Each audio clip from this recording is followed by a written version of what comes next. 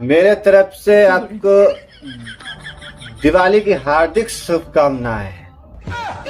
जैसे कि आप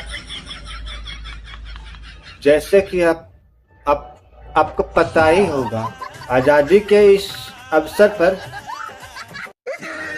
हमें इस रक्षाबंधन के त्योहार को बहुत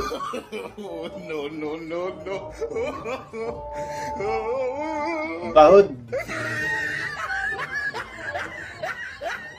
बहुत धूमधाम से मनाना चाहिए और दिनों में दीपक जलाकर गुलाल लगाकर होली मनानी चाहिए। मेरी तरफ से आपको फिर से एक बार जन्मदिन की ढेर सारी शुभकामनाएं।